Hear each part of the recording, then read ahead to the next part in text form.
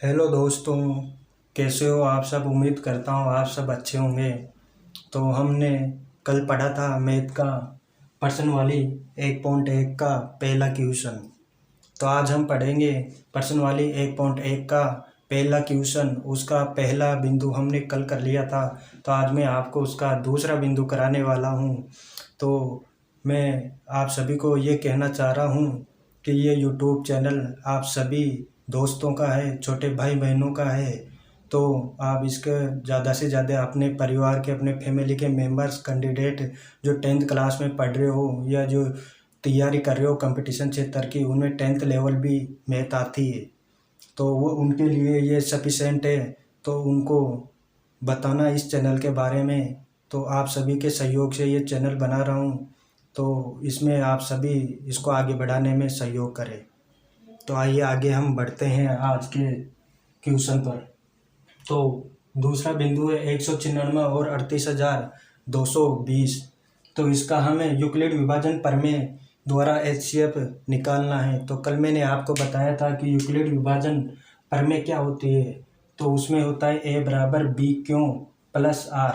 तो A यानी बड़ी संख्या, B यानी छोटी संख्या, Q यानी पूर्णांक जिससे हम इसको गुणा करते हैं B से, और R यानी शेषफल, जो शेषफल बच जाता है। तो आइए इसके अंदर सबसे पहले बड़ी कौन सी है। तो 38,220 बड़ा है किससे, 196 से। ठीक है, तो इसमें इस प्रमेय को लगाएंगे हम। तो ये इसको हम चरण नंबर 1 दे देते हैं इसको। तो इसके अंदर ये A यानी कितना हो गया, बड़ी संख्या 38,220, छोटी संख्या B 196, और क्यों पूर्णांक जिससे हमें 196 को गुणा करना है। और आपको एक चीज़ मैं बताना चाहता हूँ कि जो लेफ्ट हैंड साइड है वो राइट हैंड साइड के बराबर होनी चाहिए। LHS बराबर RHS होना चाहिए। तो यहाँ पर 38,220 हैं, तो हम 196 को कितने से गुणा करें कि वो 38,220 आ जाए, या फिर 38,220 से कम आए, पर इससे ज़्यादा नहीं आना चाहिए। तो हम इसको 195 से गुणा करेंगे। तो 195 से गुणा करने पर कितना आ रहा है, 195 से गुणा करने पर 38,220 आ रहा है, प्लस शेषफल कुछ नहीं बचा है इसके अंदर। शेषफल हम इसके अंदर 0 लगा देंगे। तो आपको पता था कि R का मान, मैंने कल बताया था कि जब R का मान 0 आ जाए तो वही क्वेश्चन का आंसर आ जाता है, उससे आगे इसको सोल्व नहीं करना है। तो इसके अंदर B इसका आंसर होता है। तो 196 है B, तो ये इसका आंसर होगा। ठीक है दोस्तों, इसका क्वेश्चन नंबर 1 का हम तीसरा बिंदु करते हैं।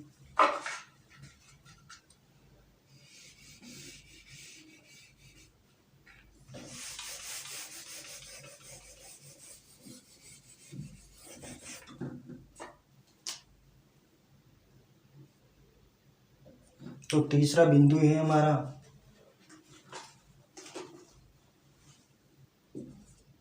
867 और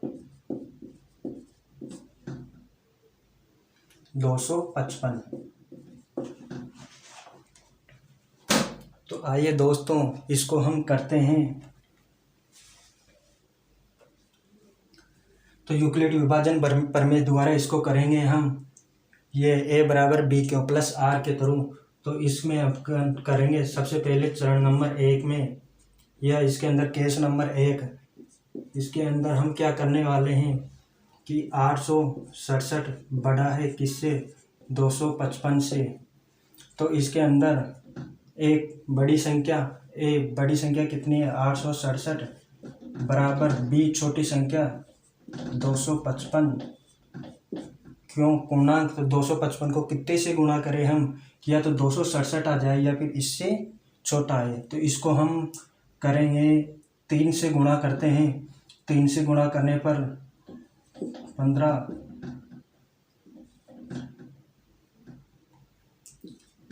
765 आ रहा है। इसको गुणा करने पर 765 तो 867 के अंदर 765 गया तो शेषफल कितना आएगा, आर बराबर शेषफल, तो शेषफल आएगा हमारे पास 102। ठीक है दोस्तों, तो 255 को 3 से गुणा करने पर हमारे पास 765 आते हैं। अब ये 267 में 765 निकालेंगे तो हमारे पास 102 शेषफल बचता है, तो इसको याद रखें। अब अगली चरण नंबर, याद आर बराबर 0 नहीं आता जब तक इसको सोल्व करते रहना है।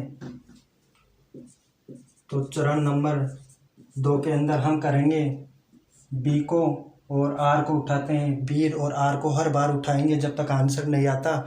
बी और आर को हम चरण के अंदर लाके सोल्व करेंगे। तो बी कितना है 255, तो 255 बड़ा है किससे, आर 102 से। तो यहाँ पर हम यूक्लिड प्रमेय लगाएंगे इसके अंदर। तो ए बराबर 255 बड़ी संख्या बराबर बी छोटी संख्या 102 इंटू 102 को कितने से गुणा करें कि हमारा 255 या उसके बराबर या उससे छोटा ही आए। तो 102 को हम 2 से गुणा करते हैं तो हमारा आ गया 204। यहाँ 255 में से 204 निकालेंगे तो 51 शेषफल बचता है। ये आर का मान आ गया। अभी तक ये आर 0 नहीं आया तो इसको हम और आगे सोल्व करेंगे। तो अब उठाते हैं बी और आर को वापस उठाते हैं इसके अंदर चरण नंबर 3 में। तो 102 बड़ा है किससे, 51 से। तो यूक्लिड विभाजन प्रमेय द्वारा, फॉर्मूले द्वारा हम इसको लगाते हैं। तो ए बड़ी संख्या कितनी आ गई हमारी 102 बराबर बी कितना है हमारा 51, और क्यों कितना है हमारा, तो क्यों कितने से गुणा करें कि 102 आ जाए इसके अंदर। तो इसको हम करेंगे 2 से गुणा करने पर 102 आ रहे हैं इसके अंदर। तो शेषफल कितना बचता है, शून्य, कोई शेषफल नहीं बचता इसके अंदर। तो जब तक आर का मान 0 नहीं आता सोल्व करना है। जब आर का मान 0 आ जाए तो उसको आंसर वही आ जाता है क्वेश्चन का। तो हमें इस क्वेश्चन में आंसर आ गया, बी को हम आंसर मानते हैं लास्ट के अंदर। तो बी का मान 51 है। तो हम इसको लिखेंगे कि 867 और 255 का HCF कितना आ गया हमारे पास 51, ये इसका आंसर।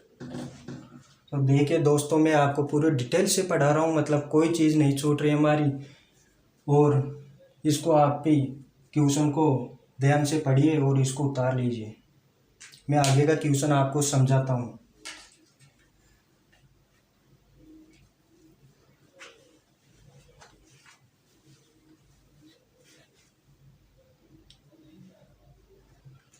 तो आपने ये क्वेश्चन कर लिया होगा।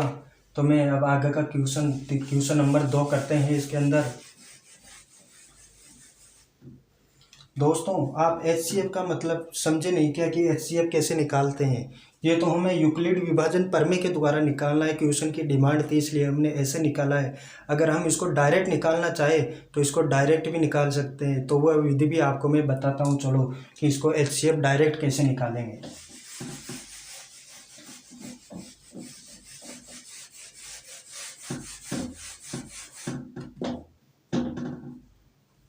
तो देखिए दोस्तों, HCF निकालने के लिए जैसे कोई संख्या मान लेते हैं हम, इसकी जैसे कोई अदर 2 संख्या मानते हैं 50 और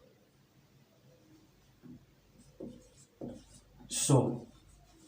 तो इसका HCF निकालेंगे हम। HCF यानी होता है हाईएस्ट कॉमन फैक्टर।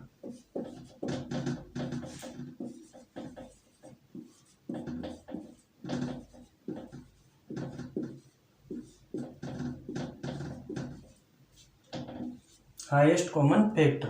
तो HCF का मतलब हो गया हमारा हाईएस्ट कॉमन फैक्टर, कि इन दोनों में से कौन सी बड़ी से बड़ी संख्या जिसका भाग इन दोनों में चले जाए। तो वह कौन सी बड़ी से बड़ी संख्या है जिसका भाग 50 के अंदर 100 के अंदर दोनों के अंदर चला जाए। मतलब हाईएस्ट कॉमन, मतलब बड़ी से बड़ी कॉमन संख्या जिसका भाग इन दोनों में चला जाए। तो कॉमन संख्या इनके अंदर वैसे तो 2 भी है, इनके अंदर वैसे तो 5 भी है, इसके अंदर 10 भी है। तो 2 और 5 और 10, तीनों का भाग इसके अंदर जा रहा है 50 और 100 के अंदर, तो इसके अंदर हम 2 को नहीं मान सकते, 5 को भी नहीं मान सकते। इसका सही आंसर होगा HCF, इसका होगा 10। कैसे? हाईएस्ट कॉमन फैक्टर, मतलब बड़ी से बड़ी कॉमन संख्या। तो बड़ी से बड़ी कॉमन संख्या इसमें 10 है, इससे बड़ी कोई सी कॉमन संख्या नहीं है जिसका भाग इस दोनों में चला जाए। तो आपको अच्छे से समझ में आया होगा कि HCF कैसे निकालते हैं। अब मैं क्वेश्चन में बताता हूँ आपको कि 867 और 255 इसका HCF निकालना है।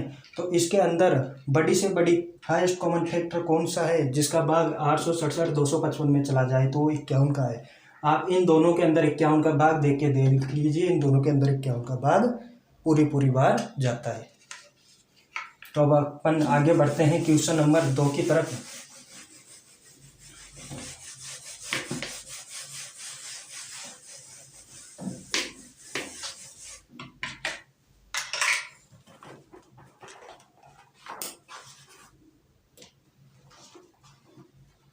क्वेश्चन नंबर 2 लिखते हैं अपन यहाँ पर।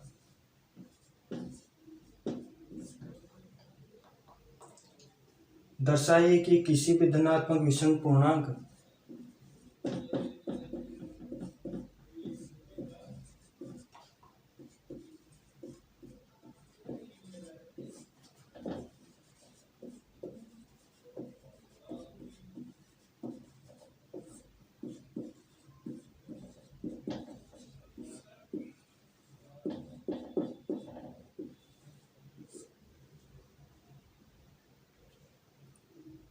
धनात्मक विषम पूर्णांक 6q+1 या 6q+3 या 6q+5 के रूप में होता है।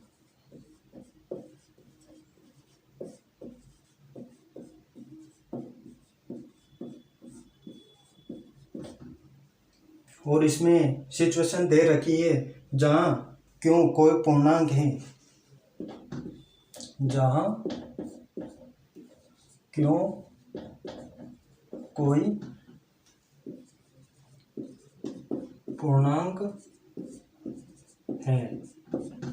ठीक है दोस्तों, तो इसके अंदर हम करते हैं कि दर्शाए कि किसी भी धनात्मक विषम पूर्णांक कौन कौन से धनात्मक विषम पूर्णांक दे रखा है 6q+1, 6q+3 या फिर 6q+5 के रूप में होता है जहाँ क्यों कोई पूर्णांक है।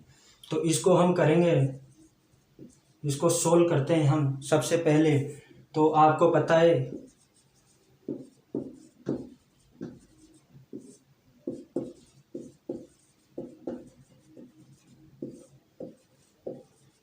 कि युगलित विभाजन प्रमेय क्या होती है। तो ये होती है A बराबर BQ+R। ठीक है दोस्तों, तो इसके अंदर हमें क्वेश्चन के अंदर दे रखा है 6q+5, 6q+1, 6q+3। तो हम इसके अंदर 6q+1, तो 6 किसका मान है? B का मान, BQ+R। इससे इक्वेशन से सेट हो रही है, नहीं हो रही है ये? तो B का मान 6 दे रखा है, क्योंकि जगह क्यों दे रखा है, R की जगह शेषफल 1 दे रखा है, इसमें शेषफल R बराबर 3 दे रखा है, इसमें शेषफल R बराबर 5 दे रखा है। पर इसके अंदर क्यों का मान नहीं दे रखा, क्यों का बता रहा है कि क्यों कोई भी एक पूर्णांक है। तो इसके अंदर हमें B का मान दे रखा है 6। तो यहाँ B बराबर 6 है। ठीक है दोस्तों, तो इसको हम आगे सोल्व करते हैं।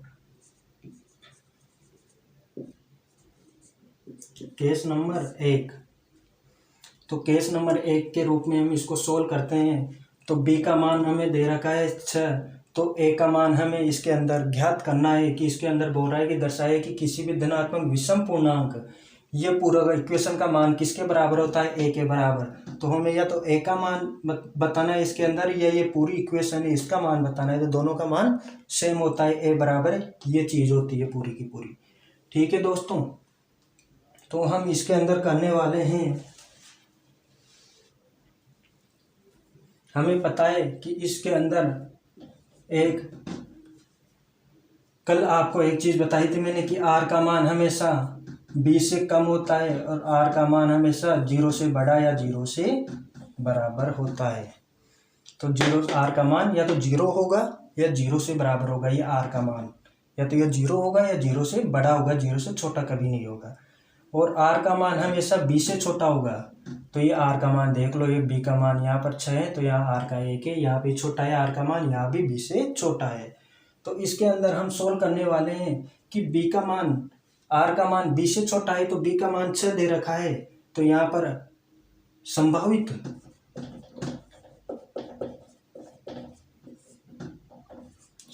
आर का मान कितना हो गया, बी से कम हो गया आर का मान, और 0 से बराबर या 0 से ज़्यादा हुआ तो संभावित मान कितना हो गया, 6 से बी से कम हो गया। तो उसका मान 1 भी हो सकता है, 0 भी हो सकता है, 1 भी हो सकता है, 2 भी हो सकता है, 3 भी हो सकता है, 4 भी हो सकता है, 5 भी हो सकता है। तो हमारे पास इसके अंदर 6 केस हैं, तो हम पूरे 6 के 6 केस को सोल्व करेंगे इसके अंदर और आपको बताएंगे कि इसके अंदर विषम पूर्णांक कौन सा है। तो केस नंबर 1 लेते हैं इसके अंदर।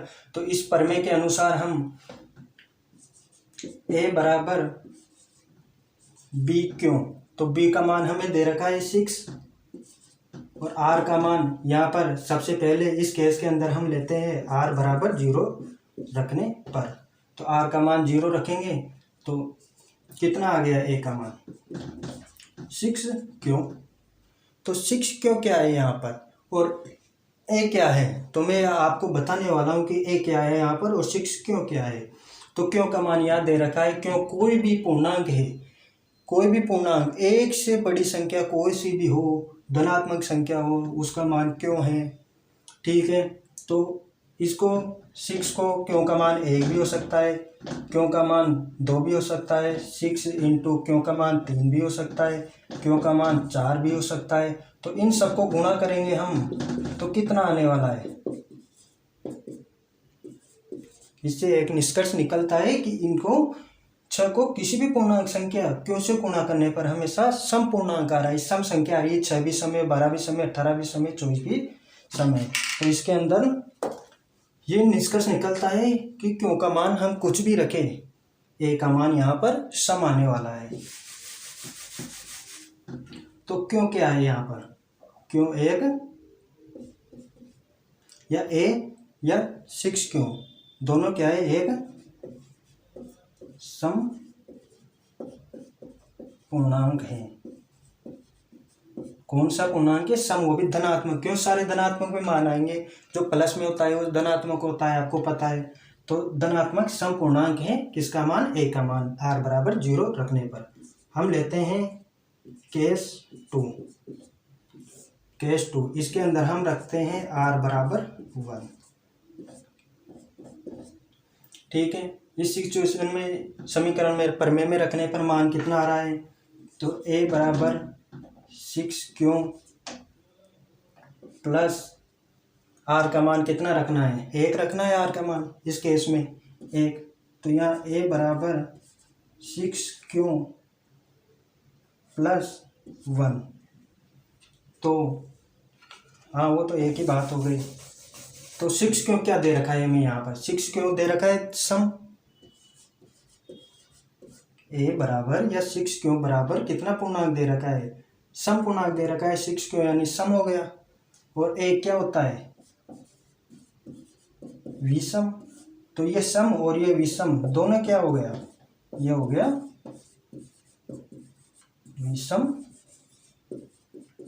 पूर्णांक। तो सम और विषम मिला तो विषम पूर्णांक। ठीक है, केस नंबर 3 के अंदर हम देखते हैं, इसमें 6 केस लेना है हमें, 0 का भी लेना है, आर बराबर 0, 1 2 3 4 5 तक लेना है। तो तीसरा केस है यहाँ पर आर बराबर 2 रखने पर।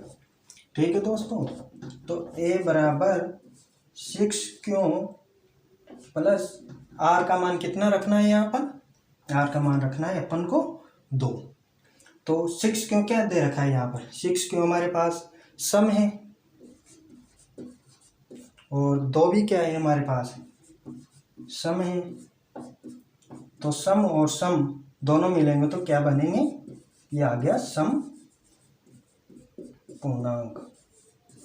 इसका मतलब क्या हुआ कि r बराबर 0 रखने पे हमारे पास सम पूर्णांक आ रहा है, r बराबर 1 रखने पे हमारे पास विषम पूर्णांक आ रहा है, r बराबर 2 रखने पर हमारे पास सम पूर्णांक आ रहा है। ठीक है, तो अब मैं क्वेश्चन को मिटा दूं क्या, कि आगे कहाँ करेंगे इस क्वेश्चन को। चलो मैं क्वेश्चन को मिटा देता हूँ, जगह नहीं है इतनी।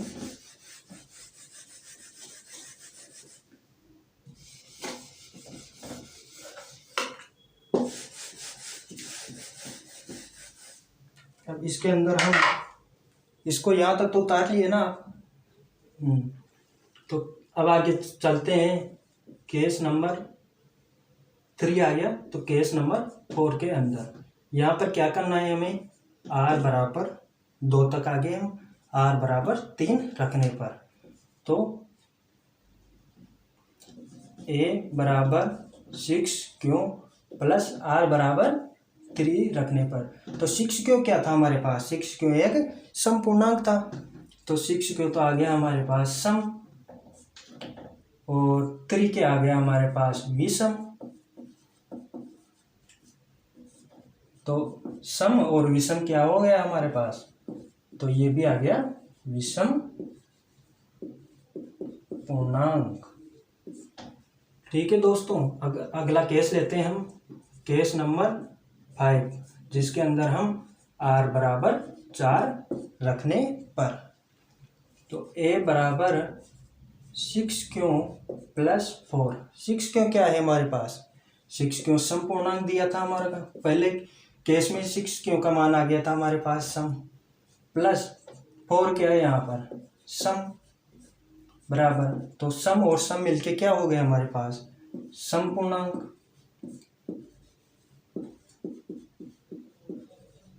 तो इसका मान भी हमारे पास 6 क्यों प्लस 4 का मान भी हमारे पास सम पूर्णांक आ गया। आगे चलते हैं हम केस नंबर 6 में, r बराबर 5 रखने पर क्यों बराबर a बराबर 6 क्यों प्लस 5, 6 क्यों का मान क्या था हमारे पास सम, प्लस 5 क्या है हमारे पास विषम, तो सम और विषम मिलके क्या हो जाएगा विषम पूर्णांक। तो इससे हमारे पास क्या निष्कर्ष निकला इस क्वेश्चन से, कि अपन ने r बराबर 0 रखने पर धनात्मक सम पूर्णांक आया, r बराबर 1 रखने पर विषम पूर्णांक आया, r बराबर 2 रखने पर सम आया, r बराबर 3 रखने पर विषम पूर्णांक आया, r बराबर 4 रखने पर सम पूर्णांक आया, r बराबर 5 रखने पर हमारे पास विषम पूर्णांक आया। तो हमारे पास क्वेश्चन की डिमांड थी, कि क्वेश्चन आपके पास तो लिखा हुआ है, मैंने मिटा दिया तो मैं इसमें से देख के बता रहा हूँ। क्वेश्चन की डिमांड थी कि दर्शाए कि कोई भी धनात्मक विषम पूर्णांक 6 क्यों प्लस 1, 6 क्यों प्लस 3, 6 क्यों प्लस 5 के रूप में है। तो 6 क्यों प्लस 1 कौन सा है, 6 क्यों प्लस 1 एक ये वाला, 6 क्यों प्लस 3 एक ये वाला, और 6 क्यों प्लस 5 एक ये वाला। ये तीनों के बारे में बता रहा है कि सिद्ध कीजिए कि ये तीनों धनात्मक विषम पूर्णांक है। तो हमारे पास इसका आंसर आ गया। आप बोलोगे कैसे, तो 3 क्यों प्लस 6 क्यों प्लस 3 क्या है हमारे पास एक विषम पूर्णांक, धनात्मक विषम पूर्णांक। 6 क्यों प्लस 5 क्या है एक धनात्मक विषम पूर्णांक। 6 क्यों प्लस 1 क्या है हमारे पास, ये इसका मान रहा धनात्मक विषम पूर्णांक। तो यही तो क्वेश्चन बोल रहा है कि विषम पूर्णांक है, सिद्ध करो। तो हमने सिद्ध कर दिया कि इस टाइप से विषम पूर्णांक है। तो अब इसमें हम एक दो इसको क्वेश्चन को समझा देते थे नीचे लिख के कि ये कैसे सिद्ध हुआ। तो इसके बारे में हम थोड़ी सी डिटेल लिख लेते हैं, जिससे हमारा क्वेश्चन अच्छा लगेगा दिखने में। एग्जामिनर भी सोचेगा कि बच्चे ने अच्छी मेहनत की है। तो इसके बारे में हम थोड़ा सा लिखते हैं। तो मैं ऊपर लिखता हूँ आपके यहाँ, ये लिख देता हूँ ऊपर।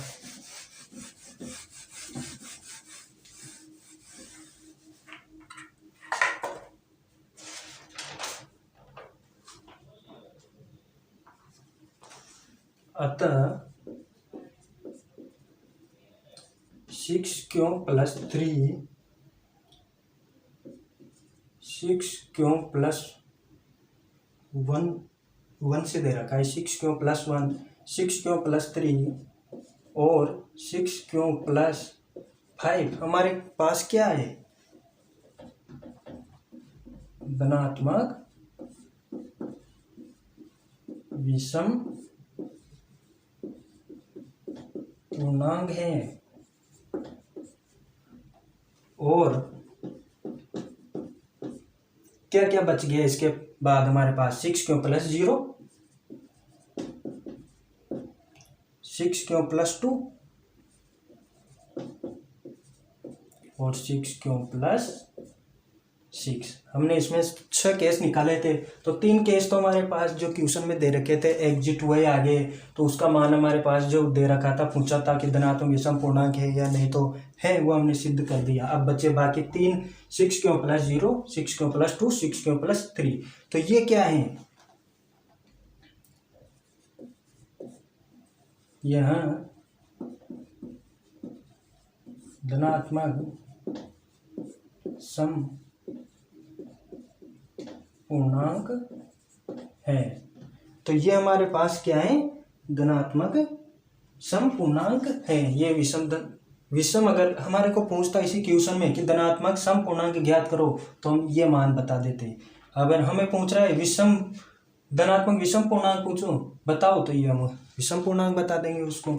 तो कि दोस्तों आपको ये क्वेश्चन समझ में आए होंगे अच्छे से। हमने इसके प्रश्न वाली 1.1 के हमने पहला क्वेश्चन और दूसरा क्वेश्चन कर लिया है। कल मैं आपको तीसरा, चौथा और हो सके तो 5वां क्वेश्चन भी कराने की कोशिश करूँगा। तो देख लो, मैं पूरे गर्मी में भीग चुका हूँ दोस्तों, क्योंकि यहाँ पर फैन भी बंद है। अगर फैन में चालू करता हूँ तो उसकी आवाज़ थोड़ी सी भी, ये माइक लगा हुआ है तो ये थोड़ी सी भी आवाज़ आती है अगर हवा की भी, तो उसको कैप्चर कर लेता है, तो आपको क्लियरिटी नहीं आएगी आवाज़ के अंदर। तो मैं आपको भाई अच्छे से समझ में आए, आप अच्छे से पढ़ पाओ, आपको किसी भी प्रकार की कोई समस्या नहीं हो, इसलिए मैं आपके लिए इतनी मेहनत करके ये चैनल बनाया हूँ और आपको इतना अच्छा कंटेंट दे रहा हूँ मैं इसके अंदर कि आप इसको पढ़ोगे तो एग्जामिनर आपके नंबर ही नहीं काट सकता कि पूरी डिटेल से बच्चे ने लिखा है। तो दोस्तों अपने क्लास साथियों को, अपने फ्रेंड सर्किल के अंदर, अपने फैमिली मेम्बर के अंदर इस चैनल को शेयर कीजिए, उनको बताइए सभी को कि ये चैनल पे यादव सर लक्ष्मण के नाम से ये हमें मैथ पढ़ा रहे हैं। और मैं आपको एग्ज़ाम होने से, आपके बोर्ड के एग्ज़ाम से पहले मैं आपको पूरा सिलेबस कराने वाला हूँ इसका, कि पूरा सिलेबस आपको एग्ज़ाम से पहले मिल जाएगा यहाँ पर। तो धन्यवाद दोस्तों, मेहनत कीजिए। Thank you so much.